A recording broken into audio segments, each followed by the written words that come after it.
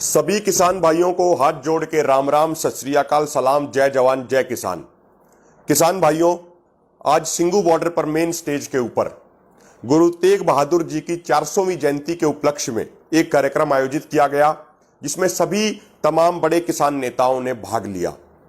मेरे भाइयों, इस आंदोलन की सबसे खास बात यह है कि जो दो हमारी मांगे हैं, उनके लिए तो लड़ाई हम लड़ ही रहे हैं और अपनी दोनों मांगों को पूरा कराएंगे। तीनों काले कानून वापस कराएंगे और एमएसपी गारंटी कानून लागू कराएंगे। तो ये बात तो हम जीतेंगे ही जीतेंगे, ये दोनों मांगों को पूरा कराएंगे। लेकिन उससे पहले इस आंदोलन ने एक बहुत बड़ा काम कर दिया है और उसके कारण किसान समाज की, किसान कौम की एक बहुत बड़ी जीत हो चुकी है। और वो जीत ये है कि जो ये किसान समाज पिछले 73-74 सालों से राजनेताओं द्वारा धर्म और जाति के नाम पर बांटा गया था, अब वो किसान समाज एकजुट हो गया है। पहले राजनीतिक पार्टियां जो धर्म और जाति के नाम पे किसान समाज को बांट के अपनी राजनीतिक रोटियां सेकती थी, अब आगे वो काम नहीं होगा और ये किसान समाज किसान बन के रहेगा। अब देखिए, लगभग 5 महीने हो गए आंदोलन चलते हुए। यहां पे देवी देवताओं का भी कोई त्योहार मनाया जाता है, अपने गुरुओं का भी कोई त्योहार, कोई पर्व मनाया जाता है। रहबरे आजम दीनबंधु छोटूराम जी की जयंती भी मनाई जाती है, रविदास जयंती जी भी यहीं बनाई जाती है। यानी सभी धर्मों, सभी जातियों के कार्यक्रम यहां पे हो रहे हैं।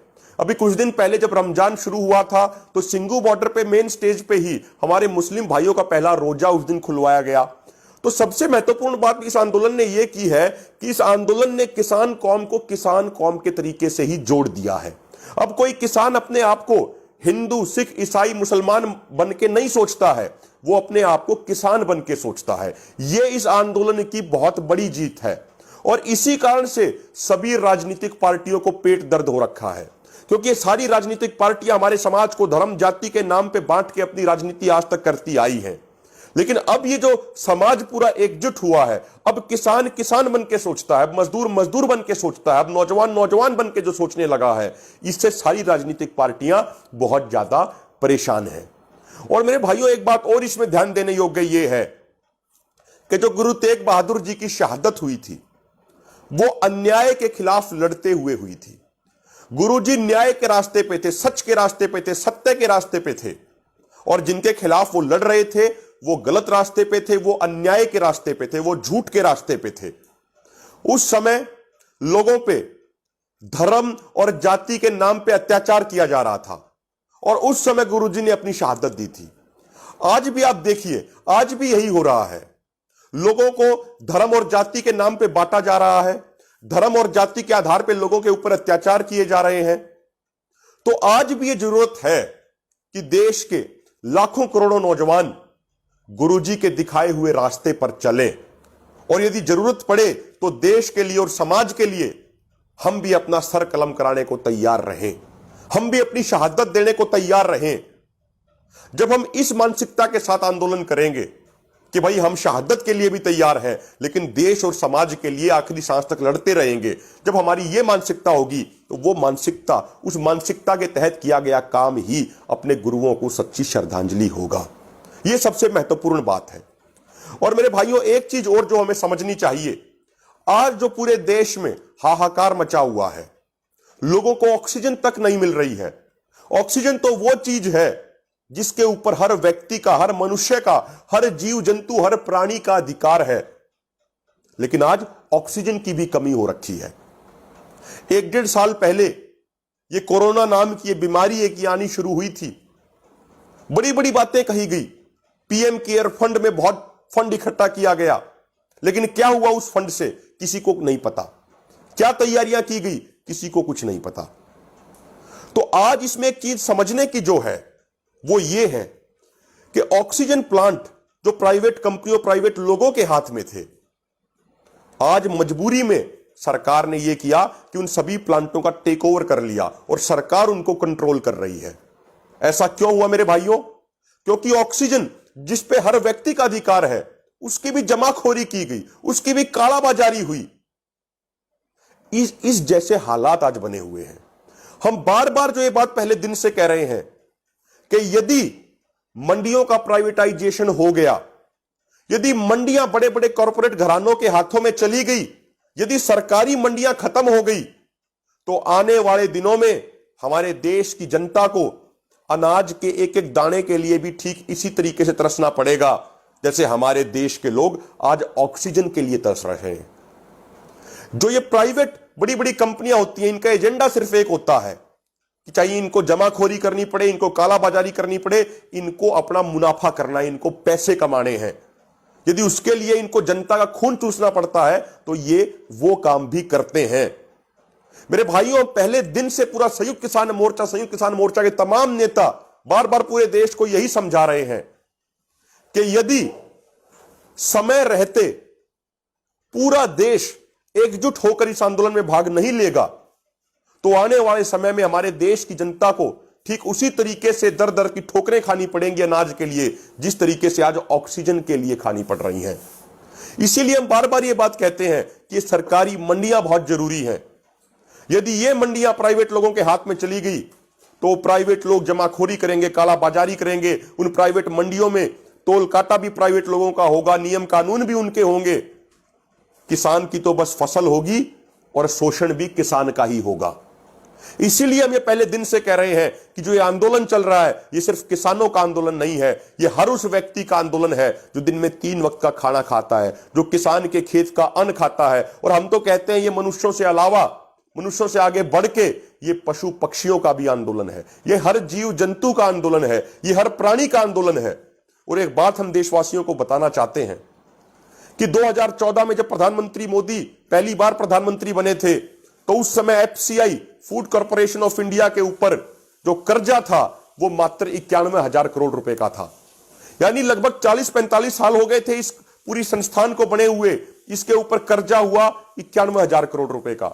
लेकिन आज के दिन जनवरी 2021 में एफसीआई के ऊपर कर्जा बढ़ के हो गया 4,09,000 करोड़ रुपए का, यानी 4 गुना से भी ज्यादा बढ़ गया।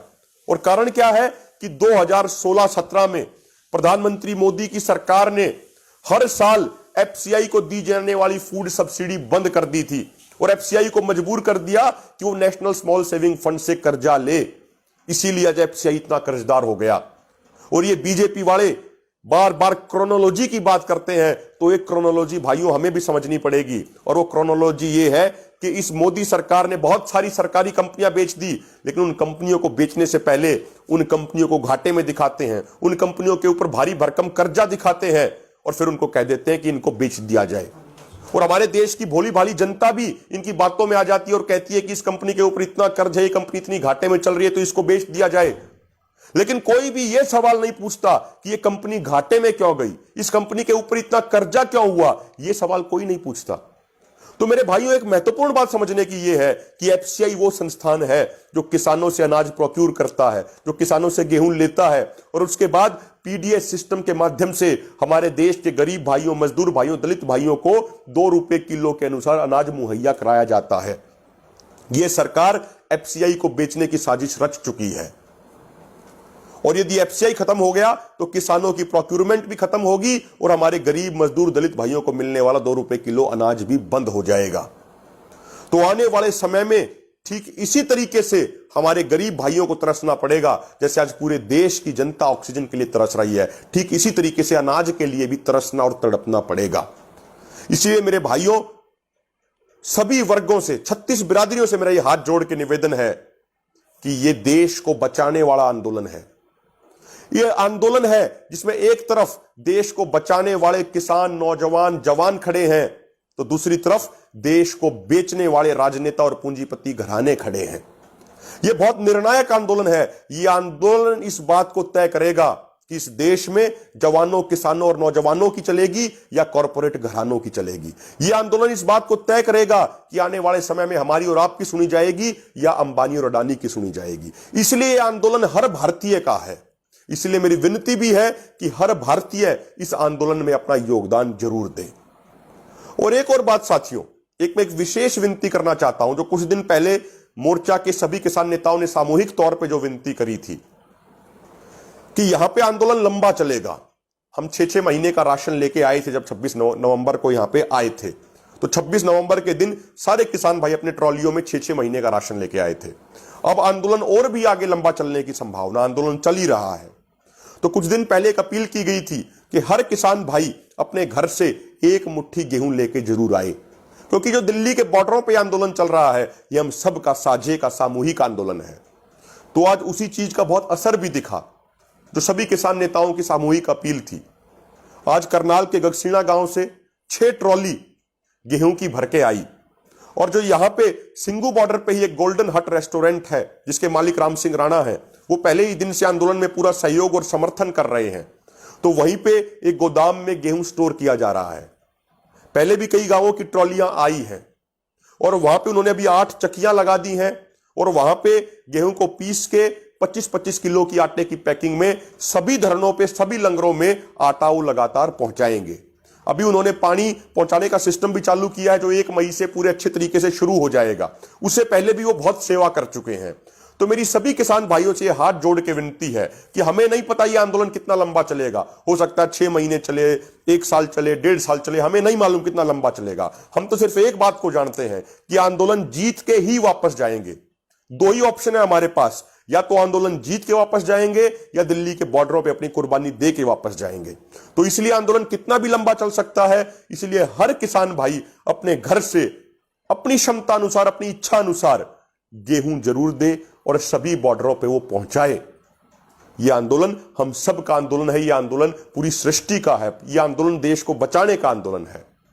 और मेरी अंत में यही विनती है आपसे कि किसान एकता मोर्चा जो ये पेज है, ये देश के करोड़ों करोड़ों किसानों की आवाज है, और इसके पीछे एक वॉलंटियर्स की टीम बहुत अच्छे तरीके से काम कर रही है।